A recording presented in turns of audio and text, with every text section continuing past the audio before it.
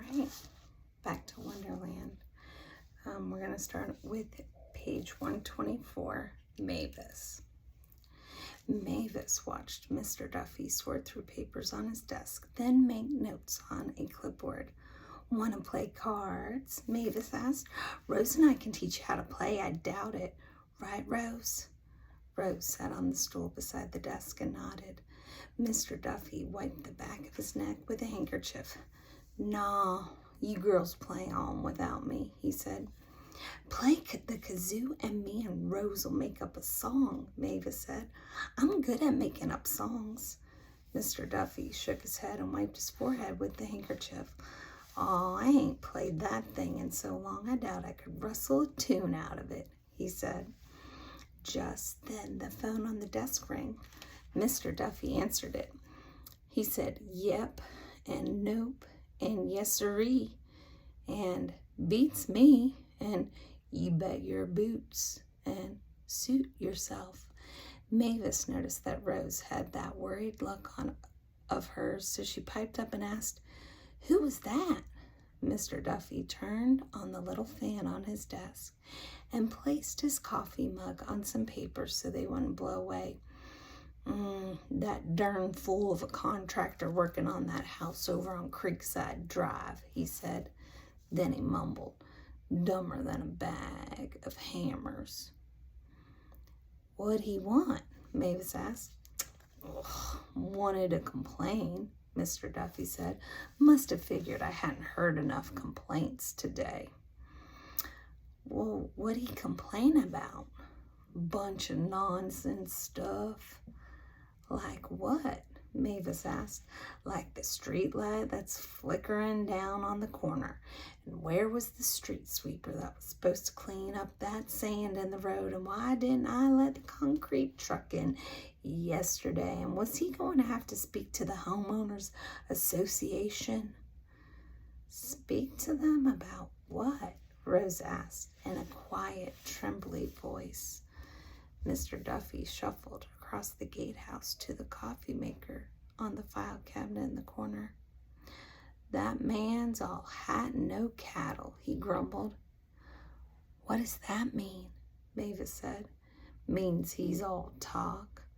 Then, before she could stop herself, Mavis said, I bet if you got another dog, people wouldn't complain so much.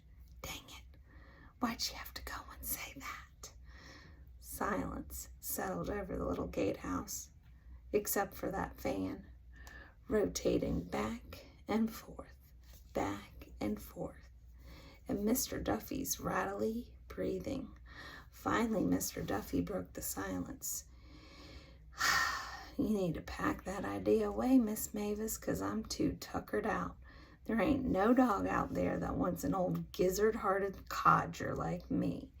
Besides that, you could bring a whole passel of dogs in here and folks would still be griping. A dog ain't gonna change that. Mavis wanted to tell him about her plan, that if he was loving a dog again, then he wouldn't be so down in the dumps.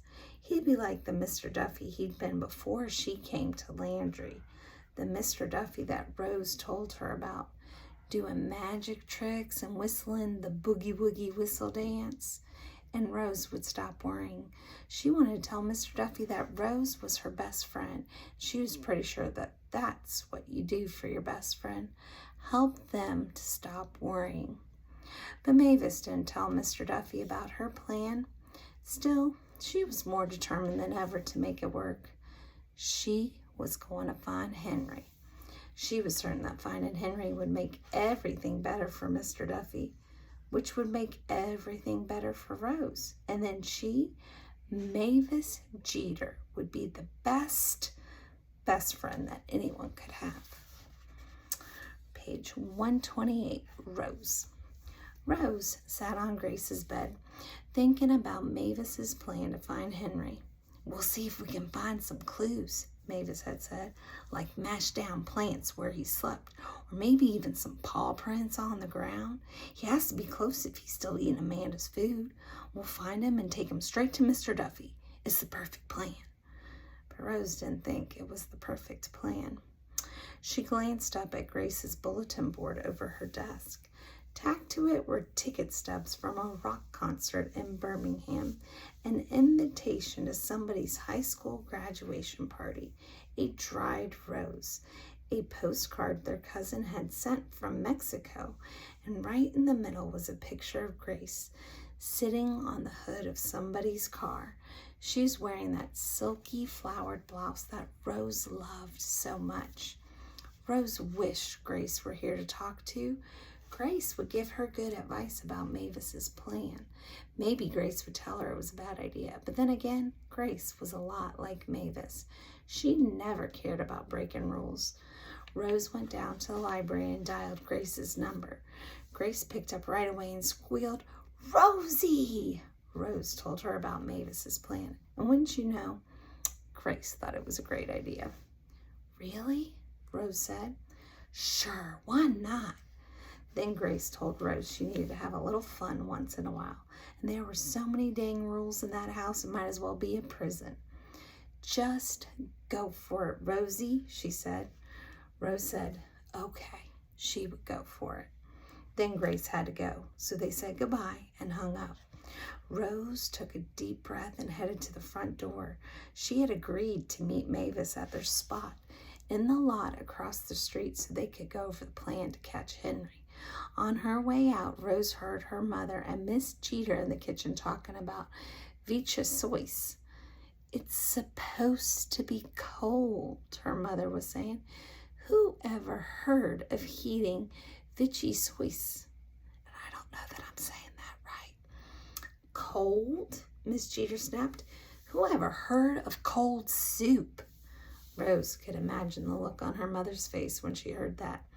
Then her mother started telling Miss Jeter about the importance of washing leeks, but Rose wasn't interested. She went outside to meet Mavis. "What are y'all doing?" Amanda hollered at them from her front porch. Rose wanted to run away, but Mavis jutted her chin in the air and said, "Nothing." "Yeah, right." Amanda stepped off the porch and came closer. She glanced back at her house and said in a low voice, "Y'all are looking for that dog." "So," Mavis said, "so if y'all are planning to catch that dog from Mr. Duffy, you're wasting your time." "What do you mean?" Rose said. Mavis headed toward the side of the house. "Just ignore her, Rose."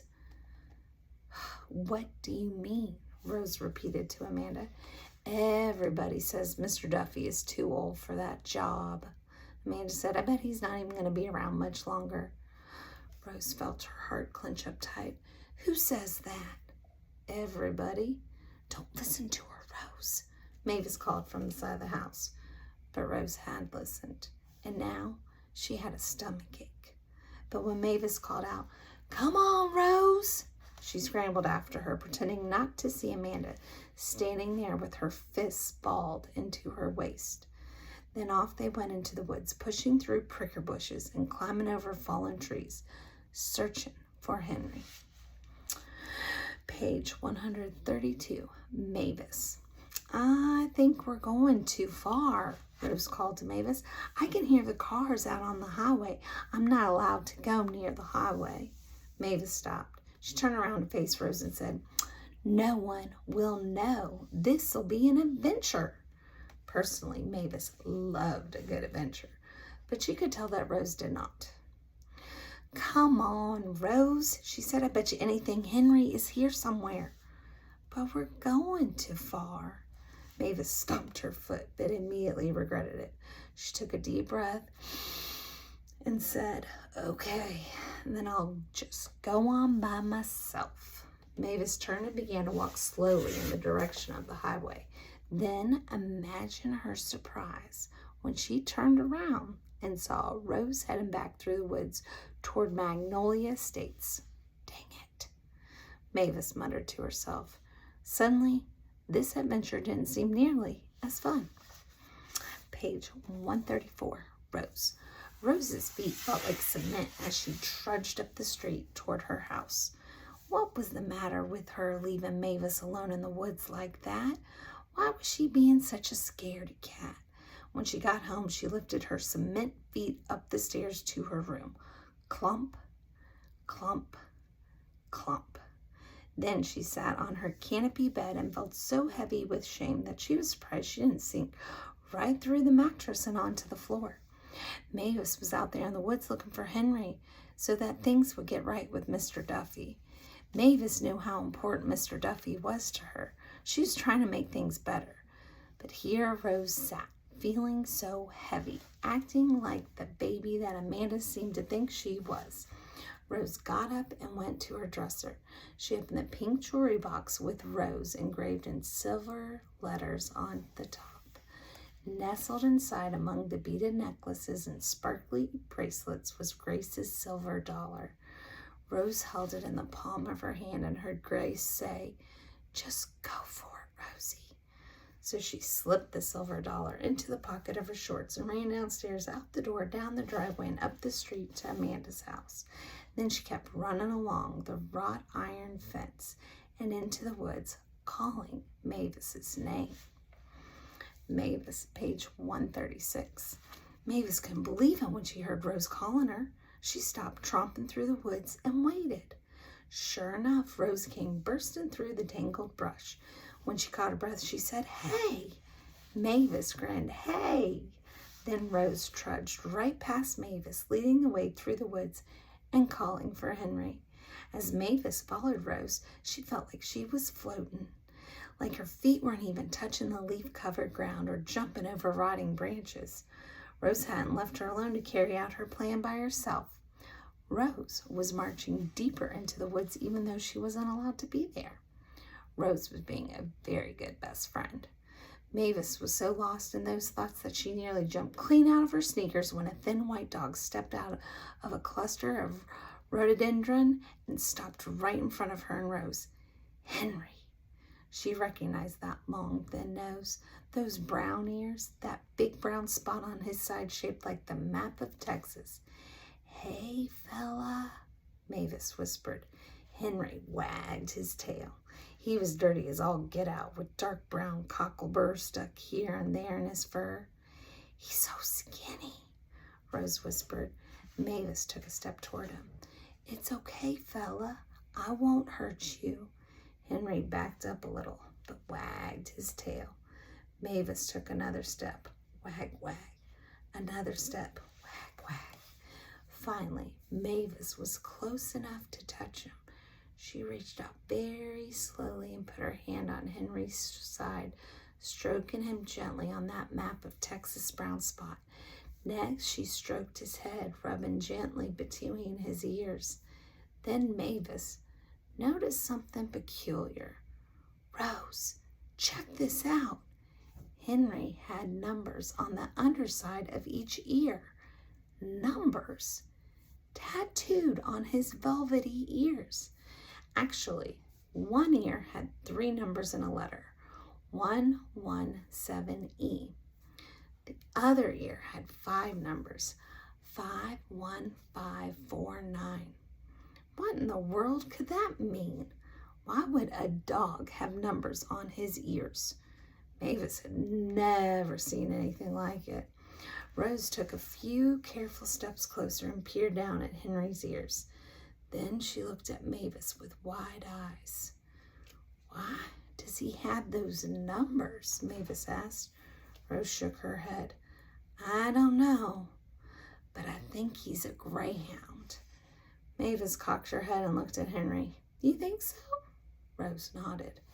Henry nudged Mavis's hand with his long, skinny snout. "Oh, we should have brought him some treats," Mavis said. "I'm going to try to get him to come with us." Then she reached for Henry with both hands. But quick as lightning, he jerked away and took off running. In a blink, he was gone. Page 140. Henry. Henry was feeling miserable. He was tired of hiding in the woods. Prickers grabbed at his skin, and roots made him stumble, and wet leaves made for a cold bed at night. His bad hip ached, slowing him down and making him limp. He was hungry. The freckled girl didn't come to the fence as often as she used to, so the little plastic bowl was usually empty. And then there were those 2 girls, the quiet one and the wild-haired one. Henry didn't know what to think about them. Maybe he shouldn't have run away from Wonderland after all. There was always food there and a warm, dry bed. But something was different at Wonderland, something that did not feel right to Henry. Rose, page 142. Rose and Mavis sat on the log in the lot across the street. The morning dew still clung to the Queen Anne's lace at the edge of the woods. It was early, but already the midsummer sun beat down, making the air thick with heat. Mavis was determined to catch Henry and take him to Mr. Duffy today. She was showing Rose how good she was at tying a slip knot in a piece of rope she had found in the garage. She explained how they could use it as a leash, and everything was going to be so easy. Rose was glad her mother was getting her hair done and then meeting some ladies for lunch. If she saw Rose coming out of the woods with a dog, she would have a hissy fit. "Let's go get some chicken or something from your kitchen," Mavis said. "What for?" "For Henry, so we can coax him out of wherever he's hiding." Oh, Rose knew Mavis wanted her to be excited, and she was trying. She really was. She reached into her pocket and curled her fingers around Grace's silver dollar. Grace would have been so proud of her running into the woods after Mavis like she had, and hadn't Mavis been surprised? Rose could still see that grin on her face. Rose took a deep breath and said, "Okay, let's go." And off she went up the side of the street with Mavis hollering, "Hey, wait for me." When they got to the back door, Mavis said, "Hopefully Mama's not in the kitchen. But if she is, you let me handle it, okay?" Rose gladly said, "Okay." Mavis opened the kitchen door a crack and peeked in. "She's not here," she whispered. "Come on." The two of them tiptoed across the kitchen floor to the refrigerator. Mavis began to root around inside. "Roast beef," she said, "and look at these." She showed Rose a plate of tiny quiches like the ones Mrs. Tully often served when company came in the afternoon. Before Rose had a chance to tell Mavis she didn't think they should take those, Mavis had already dropped 4 of them into the plastic bag with the slices of roast beef. "What's this?" Mavis pointed to something beside the plate of quiches. Rose wrinkled her nose. "Liver pate," she said. "It's nasty." "Perfect," Mavis said and dropped it into the plastic bag. "Mavis!" Rose and Mavis jumped. Mavis's mother stood in the doorway to the dining room with her hands on her hips. And then Mavis did the most amazing thing. Before she turned around to face her mother, she stuffed the plastic bag into the waist of her shorts and pulled her t-shirt down over it. Rose was hungry, Mavis said. "Right, Rose?" She poked Rose with her elbow. Rose nodded, her face burning. Why was she so bad at lying? She'd give anything to be as good a liar as Mavis was. Miss Jeter narrowed her eyes and marched over to the refrigerator. "Then y'all get some string cheese or something. Get on out of here," she said. "I got sheets to change upstairs." Rose knew how much it annoyed Miss Jeter to have to change the sheets so often. She had heard her grumbling under her breath that the Queen of England probably didn't have her sheets changed that often. So Rose knew that now was not a good time to be stealing food from the refrigerator. But of course Mavis didn't care how annoyed her mother was. She was bound and determined to carry out her plan to catch Henry today, no matter what. "What about this?" Mavis held up a small plate of tomato aspic left over from last night's supper. Rose wanted to tell her that Henry probably wouldn't like tomato aspic, but Mavis's mother said, "Fine, now take it and go." Then before Rose could tell Mavis that they at least needed forks for tomato aspic, Mavis was hurrying out the back door calling, "Come on, Rose," behind her. Mavis, page 146. Mavis explained her perfect plan to Rose. They would go on back into the woods behind Amanda's house. They'd scatter the food around to lure Henry out of hiding. Then they'd use this rope for a leash and take Henry up to the gatehouse. Mr. Duffy would be so surprised. He would fall in love with Henry in no time flat. Rose nodded. Mavis put one of the tiny quiches beside a pine tree. She put a slice of roast beef on a moss-covered log. And she put some of the liver pate by a clump of ferns. "We should save the rest in case we need more," she said. She motioned for Rose to come sit beside her in the damp leaves along the path. Then they waited and waited and waited. Just when Mavis was going to suggest that they go to another spot, a dog's long, thin white nose appeared from behind a shrub. The nose was sniffing. Next, a dog's brown and white head appeared, Henry's head. He looked at Rose and Mavis. His nose kept sniffing. He hurried to the moss-covered log and gobbled up the roast beef, then the liver pate by the ferns, then the quiche beside the pine tree.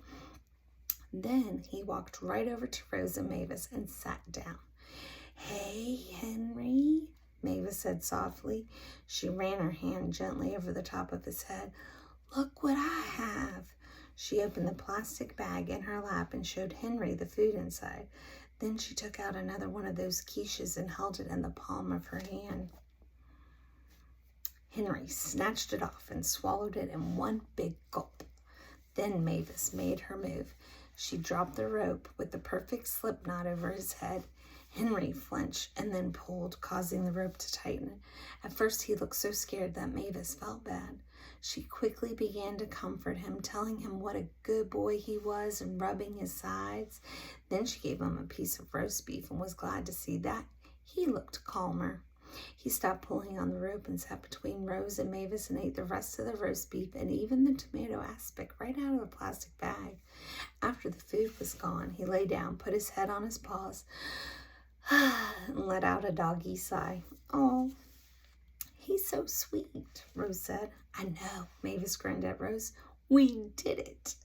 Then they did their special handshake, slapping and snapping and fist bumping. "Come on," Mavis said. "Let's take him to Mr. Duffy." Rose, page 149. It was true that Rose had done the special handshake when they caught Henry, but deep down inside, she had been hoping that Mavis's plan wouldn't work. She knew that wasn't very nice, but it was true, and just the thought made Grace's silver dollar grow heavy in her pocket. Why couldn't she be happy they had finally caught Henry?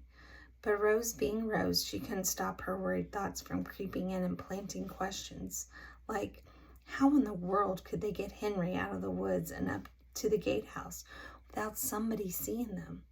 And what if that somebody was nosy Amanda?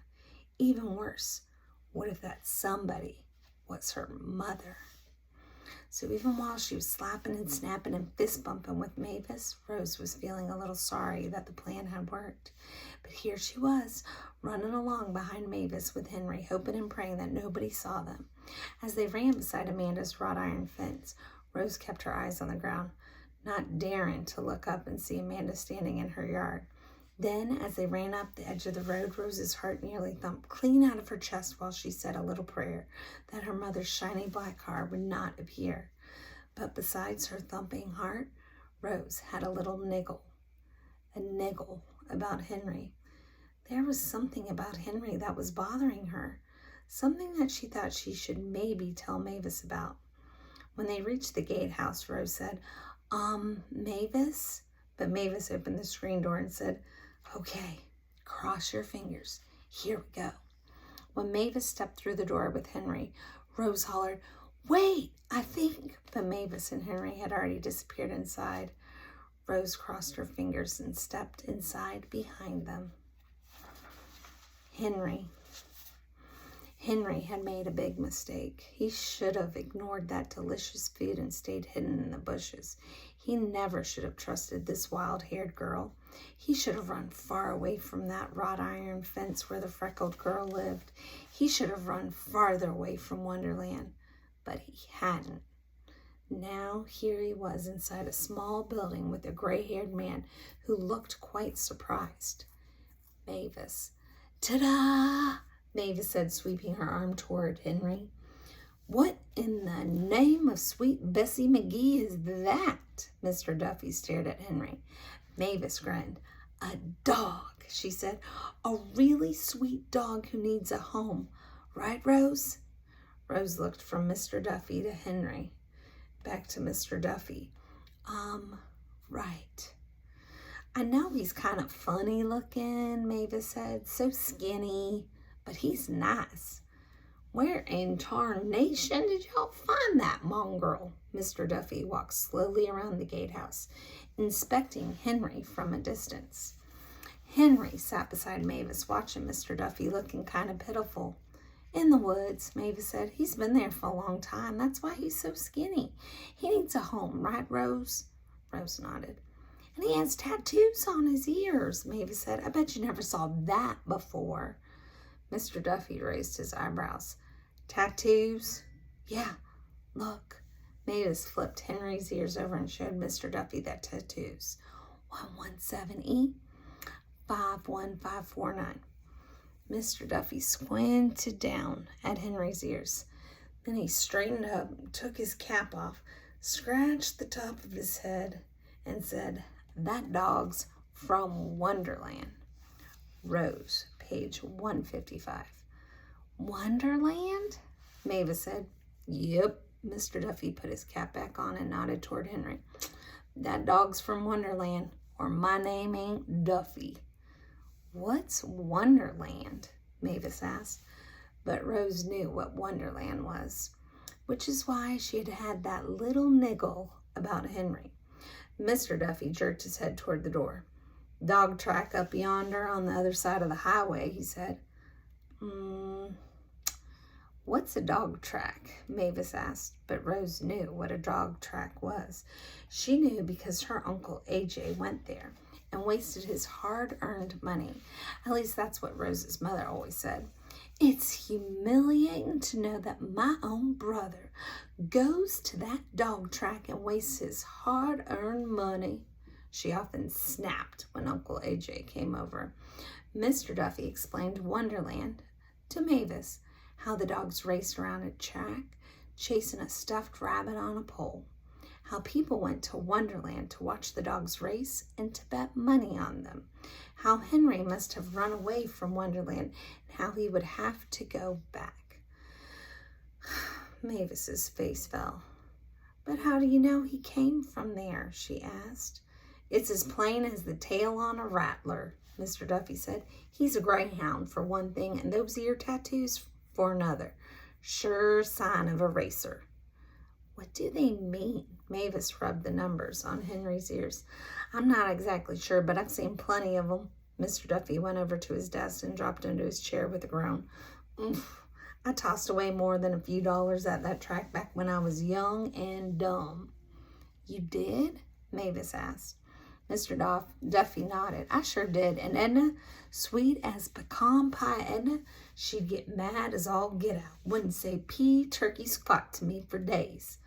Mavis kissed Henry on his nose. He must have liked being kissed because he snuggled against her shoulder and licked her on the cheek. Aren't you going to keep him? Mavis asked. Mr. Duffy shook his head. That dog's not mine to keep, he said. He's got to go back to where he came from. And that was that. Mr. Duffy called Wonderland to come and get Henry. Mavis, page 158. Mavis couldn't believe her plan hadn't worked. She'd been so sure everything was going to turn out great, but it hadn't. So here she was sitting outside the gatehouse with Rose, waiting on someone from Wonderland to come and pick up Henry. I wonder if he wins a lot of races, Rose said, patting the top of Henry's head. I bet he does. Suddenly, Mavis snapped her fingers. Hey, we should go there sometime. Where? To Wonderland. Rose shook her head. My mother does not approve of Wonderland. My Uncle AJ goes there and loses a lot of money. We could go to watch sometime, Mavis said. We wouldn't even have to tell anybody. It could be like our first best friends club field trip. Rose got that worried look that Mavis knew well. Oh, forget it then, Mavis said. I'll go by myself. Rose didn't answer, so Mavis said it again. I'll go by myself.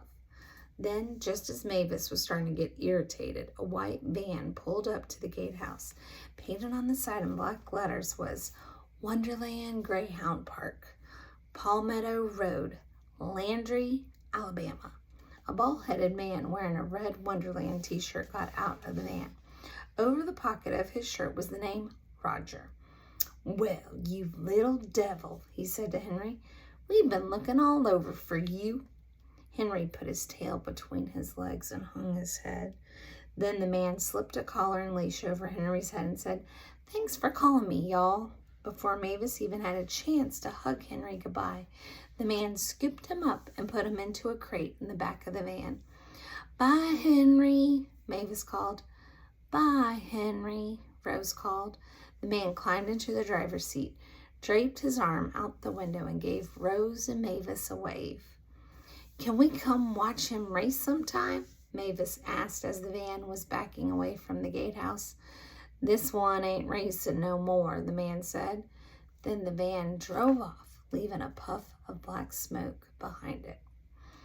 That's where we're leaving off. So I wonder if something is cooking in Mavis's head, and what's going to happen to poor Henry once he gets back to Wonderland. Hope to see you again soon.